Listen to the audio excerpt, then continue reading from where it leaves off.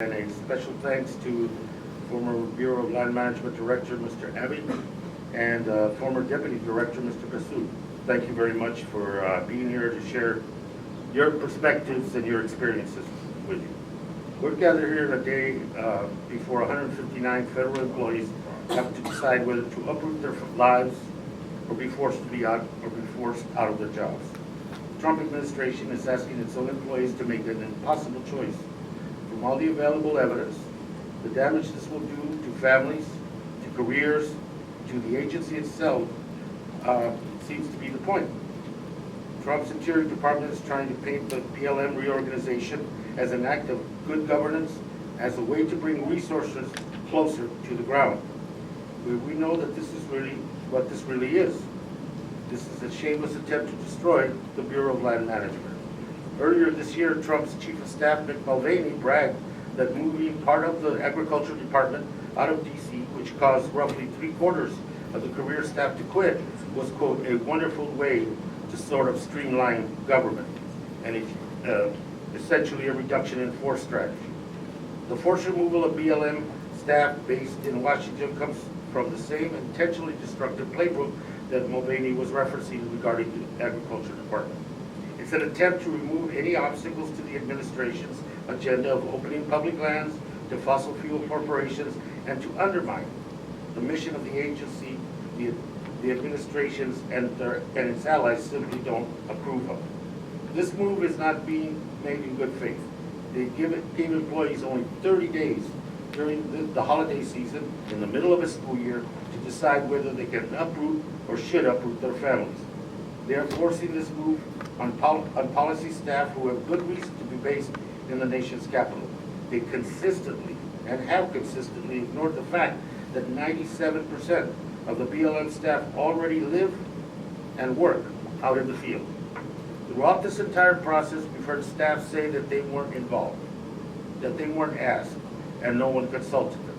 Trump's acting BLM Director, William Perry Penley, has admitted as much.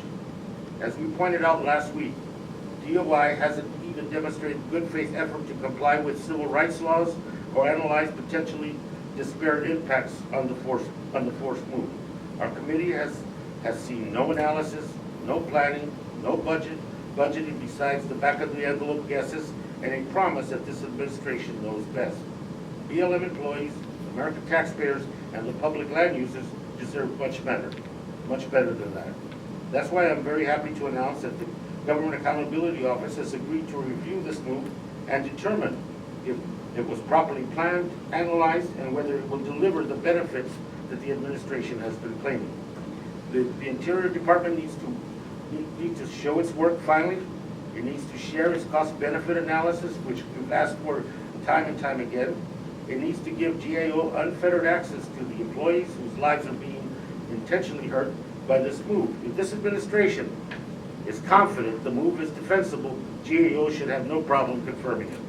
I look forward to the GAO's analysis. I look forward to hearing today from longtime BLM leaders, under both Democratic and Republican administrations, about how this might impact the agency. And I look forward to working with my colleagues in the coming months to right this very, very wrong. Let me now take this opportunity to introduce Vice Chair of the Natural Resources Committee and Chair of the Public Lands Subcommittee, a valued colleague and a great leader on the issues before our jurisdiction, the Congresswoman from New Mexico, Ms. Deb Haaland.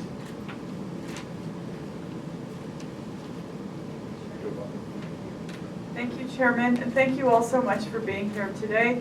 I'm very grateful that you took time out of your busy schedules to be part of this important conference.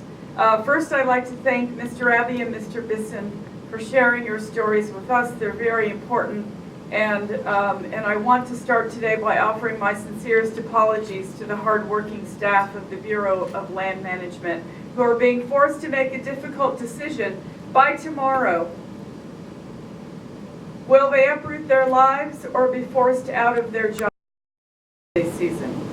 This disregard for career and expertise of BLM employees makes it clear that this reorganization has never been a good faith effort to improve services for our communities. This administration continues to choose to move forward with decisions without meaningful tribal consultation that harm the public lands that all of our families enjoy. It is just a way to destroy the agency and make it easier for this administration to sell off our public lands to the highest bidder.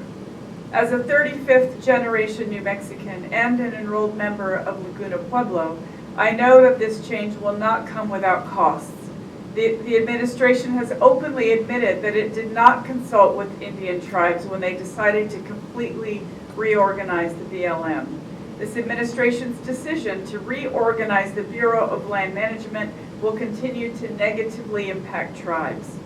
The Department of the Interior left tribes in the dark by neglecting to tell tribal leaders how Interior was interpreting its very own consultation policies. Consultation is not just a box to check, and it cannot be ignored.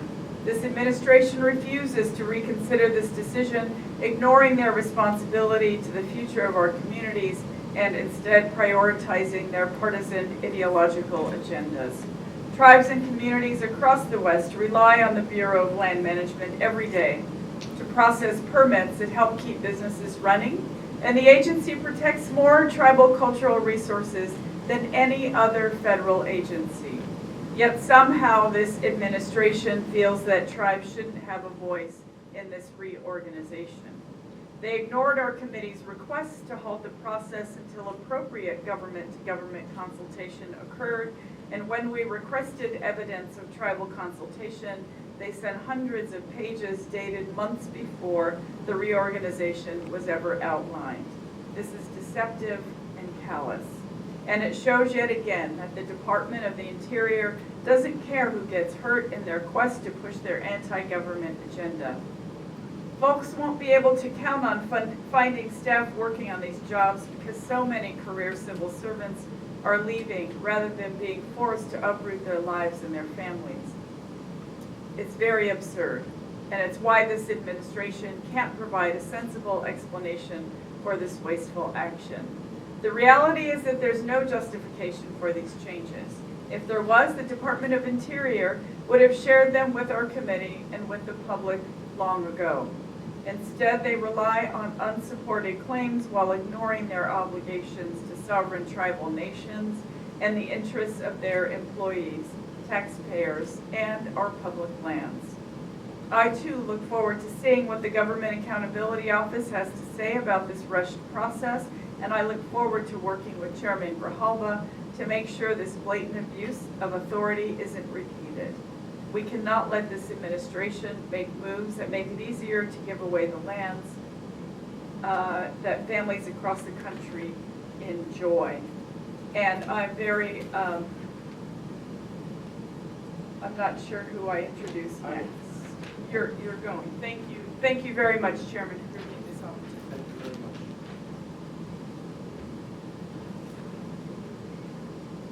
Thank you very much, Congresswoman, and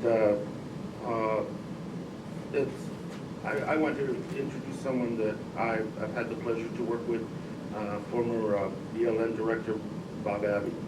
He led the agency under President Obama, spent more than 32 years in public service, won the Secretary of Interior Executive Leadership Award in 2004. He's been a distinguished servant of our public lands, and let me invite him for his comments. Mr. Abbey.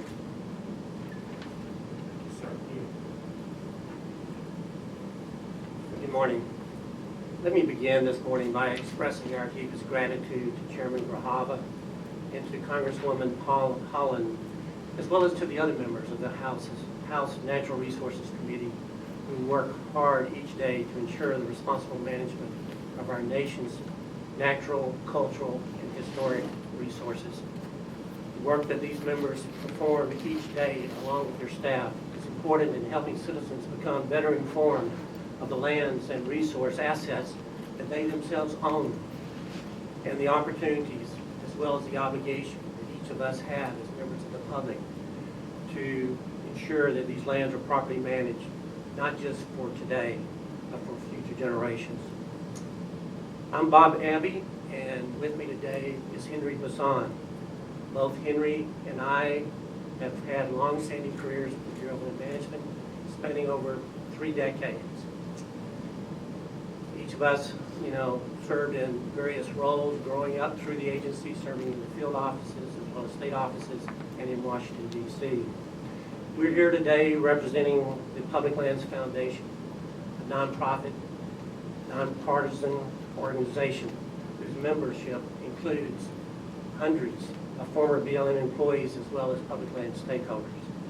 We're also joined by several other former BLM employees in the room today who will be available to answer questions that you might have after today's opening remarks. Each of those employees also have long-standing careers with the Bureau of Land Management, performing extraordinarily tasks during their careers as public servants. We're here this week.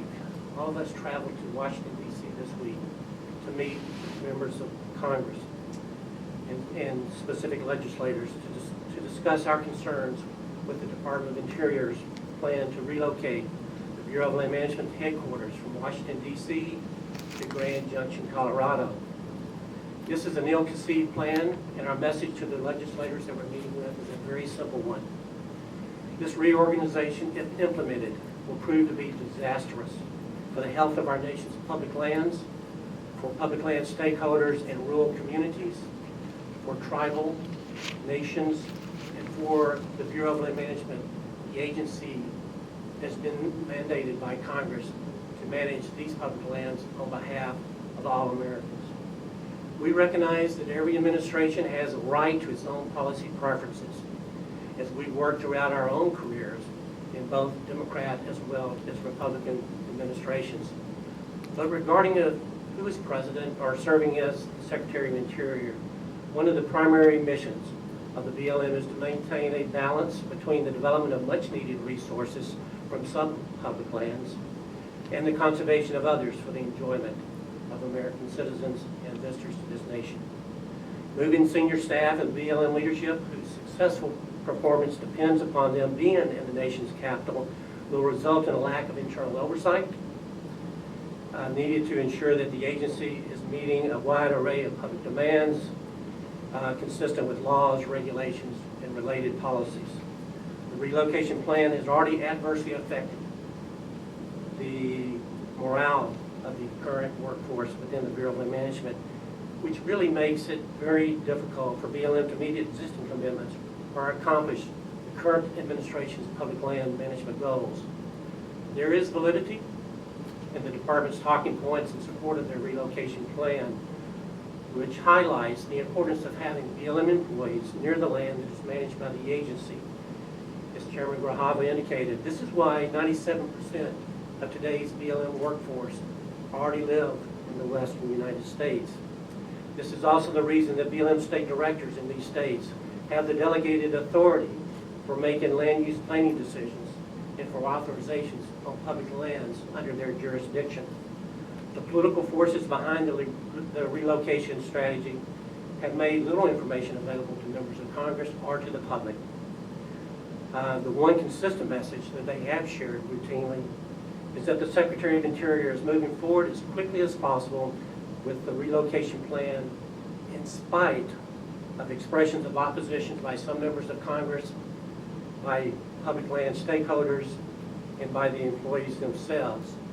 This also includes expressions of opposition from Native American tribes who, as indicated by Congresswoman Haaland, will also be affected from this reorganization. While there's been much written about the anticipated impacts to the 300 or so employees that are subject to be moved out of Washington, D.C. to places throughout the western United States, we cannot overstate the impacts there will be to tens of thousands of others who depend upon public lands for their livelihood, or to the hundreds of thousands who visit public lands for solitude and to pursue their desired recreational activities. This includes veterans of foreign wars who have found value in visiting their public lands for personal reflection and healing. The bottom line, and contrary to the rhetoric coming from political appointees in the Department of Interior, is this. This relocation, and the likely loss of experienced and dedicated public servants who will choose not to move will create a vacuum of leadership, experience, and information that will take years for the Bureau of Land Management and the Department of Interior to overcome. The result will be that most management decisions affecting your public lands will be made by political appointees within the office of the Secretary in D.C. rather than by employees living closest to the public lands and whose decisions are based upon good science and public input.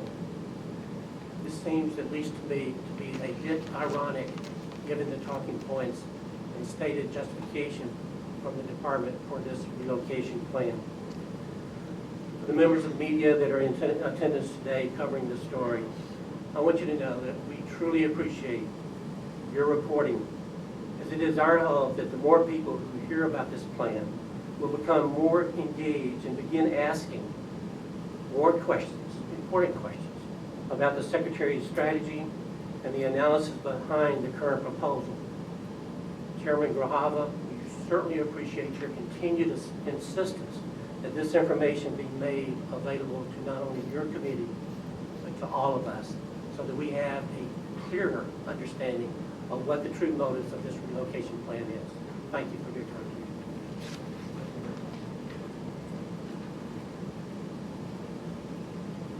Let me now introduce former Director Henri, Deputy Director of Operations, BLM from 2006 to 2009.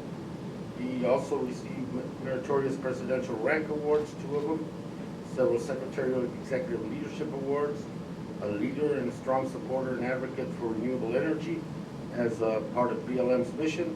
Let me invite him, Rousseau, for your comments, sir.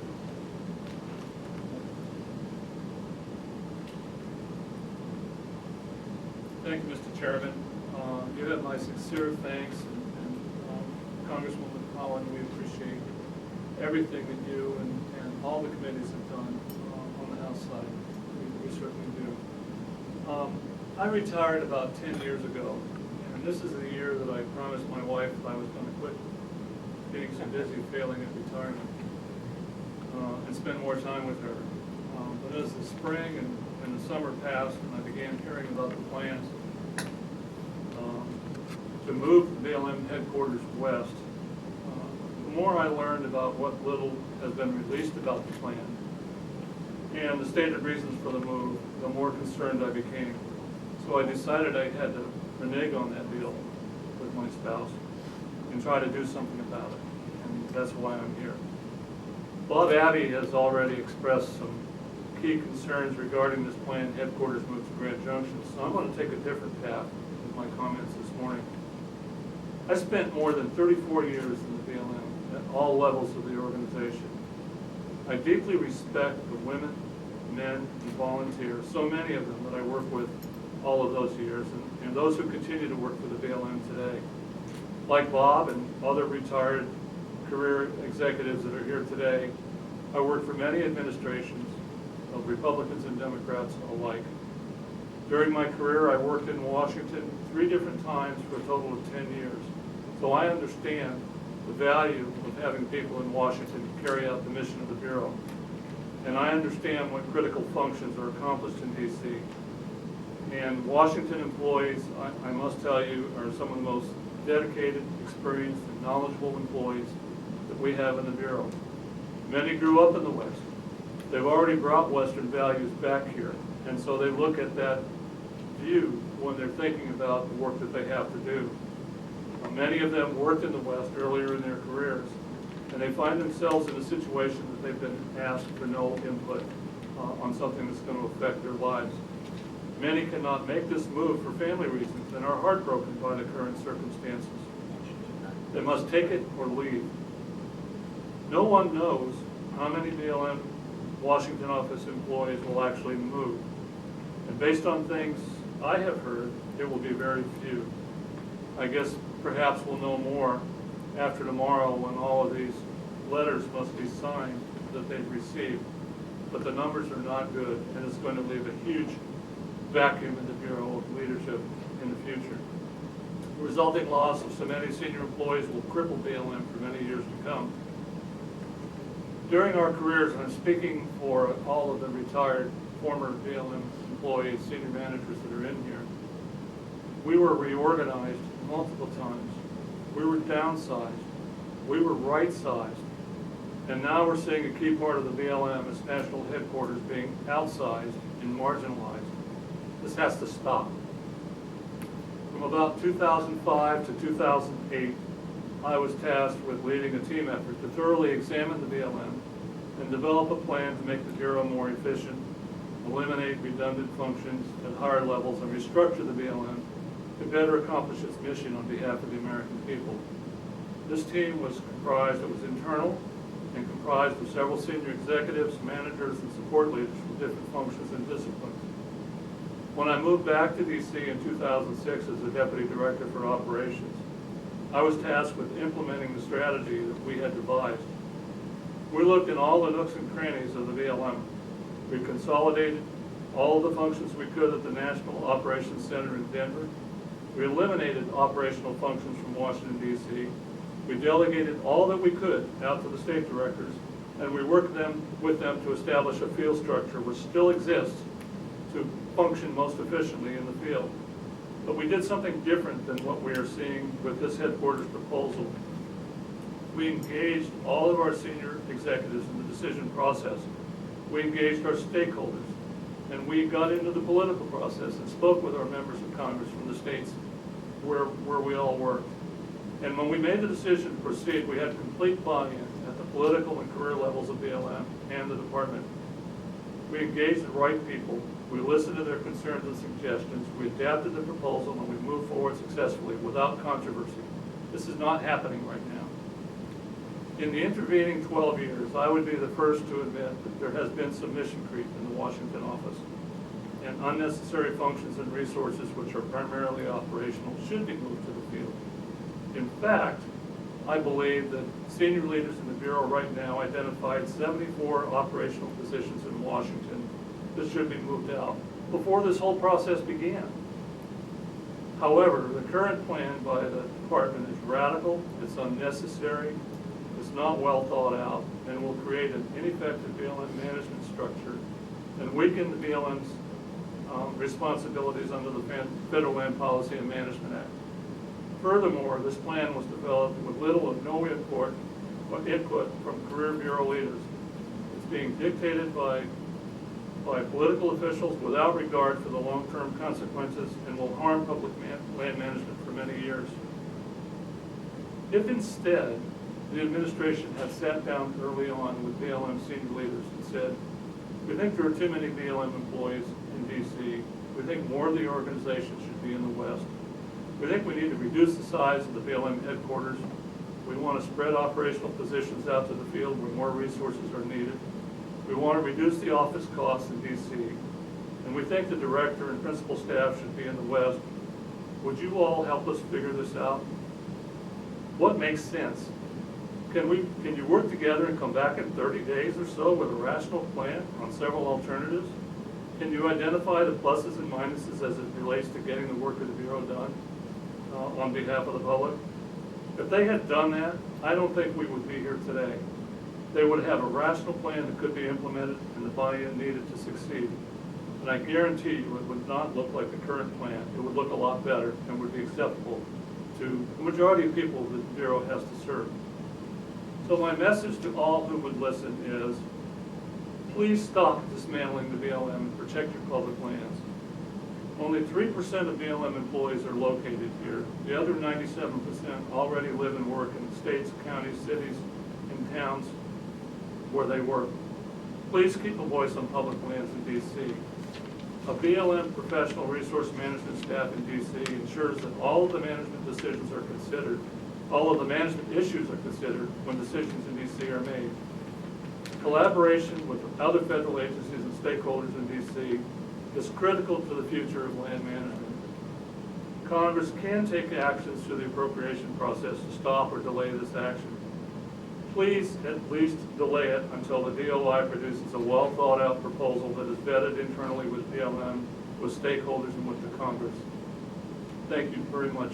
Thank you. Chairman Grijalva.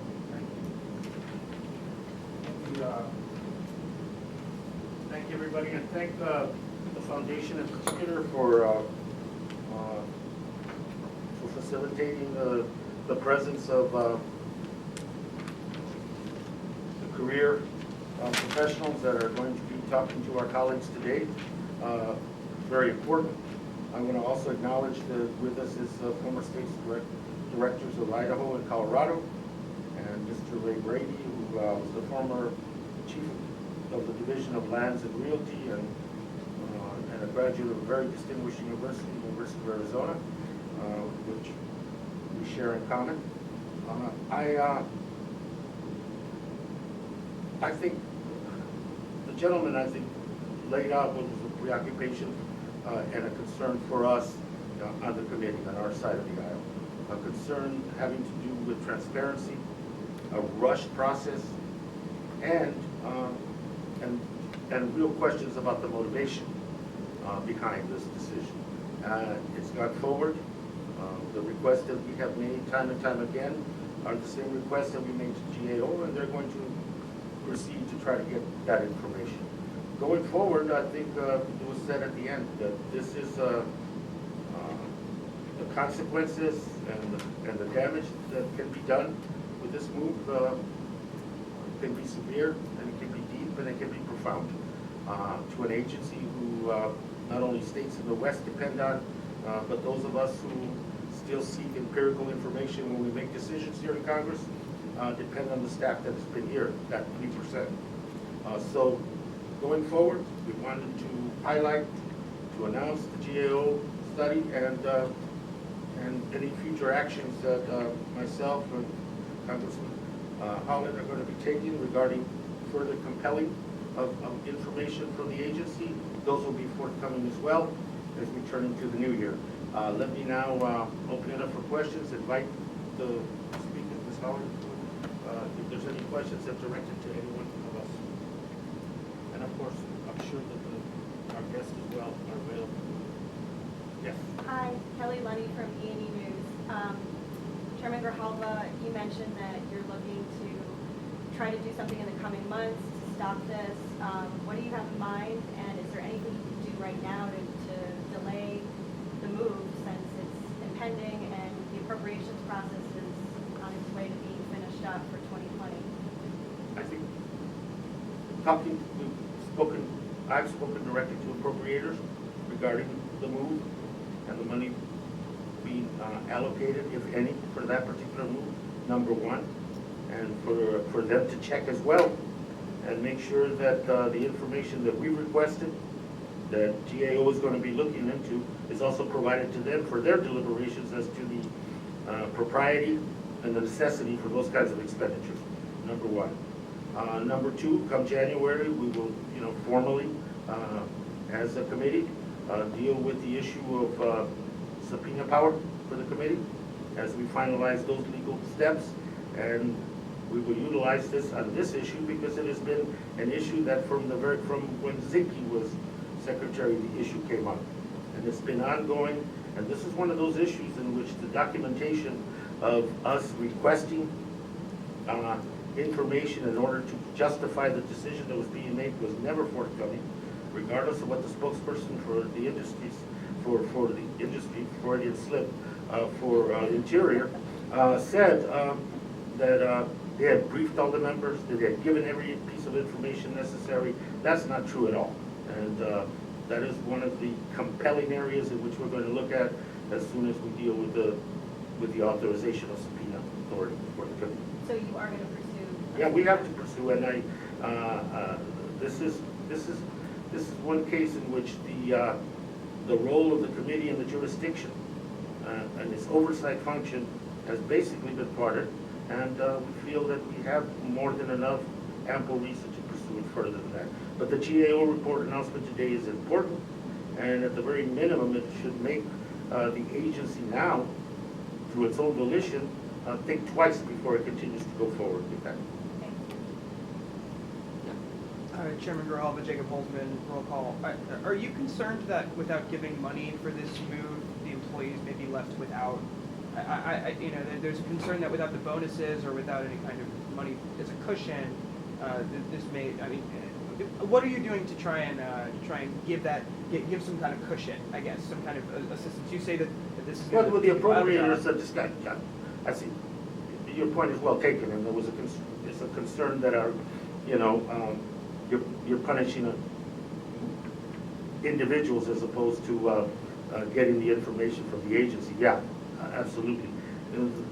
The issue with the appropriators is to assist in slowing down the process until we get the information. And I think that was raised by appropriators. Your question exactly, that in this whole ball of an allocation are people's not only pay, the bonuses and et cetera. And we're concerned about that, and we wouldn't do anything rash and ask that they be further punished because of this. But they can help us by slowing down and making the kinds of demands overall on an allocation that would kind of bring some light to the questions that are being asked today and the questions that GAO will be looking at. So is it true that your committee has received a cost-benefit analysis from Interior? No. No cost-benefit analysis? Okay. Yeah. Caitlin, radio, thank you all for being here. So just sort of following up on the first question, though, reports take time. This administration has been very vocal about fighting back on subpoenas. How does this slow everything down? Doesn't this just sort of slow down congressional oversight of the process as opposed to slowing down movement?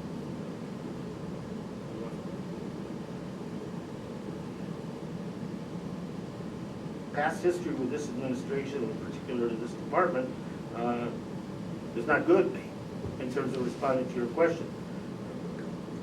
But we have to use the tools that are available to us, to be honest with you. And a decision as impactful as this and others, we need to exercise it. Whether it is at some point after the fact is regrettable that we couldn't get this done through the normal oversight process and get the information and be able to, as Mr. Bisson said, look at alternatives, options, rationale, and maybe come up with something that was acceptable in many levels. But not having that opportunity, not having the information, if it's after the fact, I think the point is for us to exert our oversight responsibility, number one, and to compel this particular department as is others. This pattern is not unique to Interior, I know that, but it is in our jurisdiction. This is where we feel we can make a very clear point about Congress's role, and when decisions are rushed, half thought out, if thought out, then I think regardless of when that time hits, I think it's important. And down the road, you're looking at on many things in Interior, reconstructing and rebuilding, and that's in our minds as well. Sorry to harp on this issue, but you mentioned a couple of times what you're doing with your conversations with appropriators. Can you elaborate at all on what you expect to come out, what language you expect to see, and Disclosure language. The same things we're asking about today, and the points that were made by my colleague, Ms. Haaland, and the points that were made by the two gentlemen. Disclosure, let us know. And I think once we are able to make the analysis that is required, I think it'll be pretty important for everyone to know that. And so if anything else, if we can get disclosure as a consequence, as a condition of funding, that would be important. Representative Haaland, No, I was just going to add on to that. There's tribal consultation policies, federal government wide, and it's clear that they weren't followed. Those policies weren't followed in this situation, and as I mentioned in my remarks, it's disingenuous for them to say that they have consulted with tribes when they haven't consulted with tribes specifically about this issue. And I want to just mention, when we talk about money and all of these things that stand to be lost. Indian tribes, there's 573 tribes in this country. They all have a government-to-government relationship with the federal government. And when tribes come to Washington, D.C. to meet with their representatives and their senators and their, other folks in the government, they rely on people being here, representatives being here from the BLM, because BLM, they have large issues with Indian tribes across the country. You have to remember this was all Indian land at one point. And like every single inch of this country was Indian land. And so there's of all the public lands that are public across this country, many of those public lands were once part of Indian territories. There's sacred sites. There's all kinds of things that Indian tribes have an interest in discussing and essentially fighting for. And so it's imperative that they have an opportunity to meet here in Washington, D.C. with representatives who owe them time and effort, because that is part of what a government-to-government relationship is. You mentioned that you wanted to make sure that this blatant abuse of authority isn't repeated. So is there a sense of inevitability that this move can't be stopped, the train's out of the station, but you want to get this information so that there's more oversight in the future for any other sorts of moves? Of course, yes, of course. I mean, we always have to fight as hard as we can until we can't any longer. But in our committee, we have a strong interest in ensuring that tribes have a voice and a seat at the table. And as one of the first Native American women ever elected to Congress in our country's history, I am obligated to that. And so, but Chairman Grijalva, of course, he has been a champion, and so, sure. I think there's the other avenue is quite frankly the United States Senate and Chair Murkowski and what she can do to compel the information that the House has asked for and that members of the Senate have asked for, the information that we're talking about today about this move, its effect, the people involved, and I think that your question and the other questions that the folks from the press have asked today are appropriate questions as to the role the Senate has in making sure this disclosure that we're talking about today occurs. And I would point directly to the chair of that committee, Subcommittee, and what her response to this question would be. Because I think it is